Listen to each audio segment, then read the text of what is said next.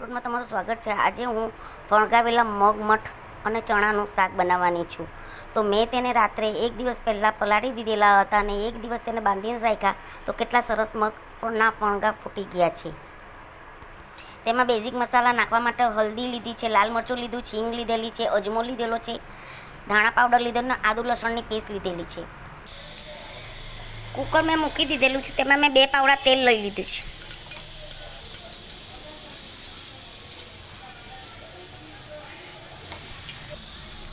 તેલ ગરમ થઈ જાય એટલે રાઈ નાખી દેવાની છે, કરી લીમડા નાખી દેવાનો છે।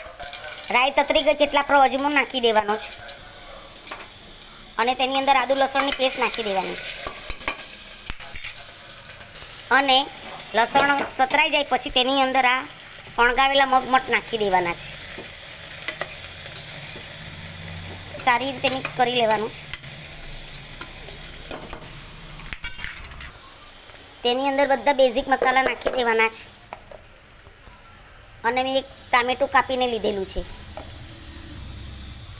1 ચમચી મીઠું લેવાનું છે અને બધાને સારી રીતે મિક્સ કરી લેવાનું છે। 5 મિનિટ એમ ચડે 2-3 મિનિટ સુધી, પછી 1 ગ્લાસ પાણી નાખીને 3 વિસલ વઘારી લેવાની છે।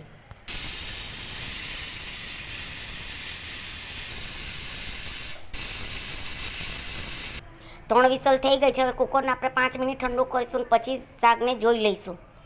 કુકર આપણું ઠંડુ થઈ જાય તેને આપણે ખોલીને જોઈશું।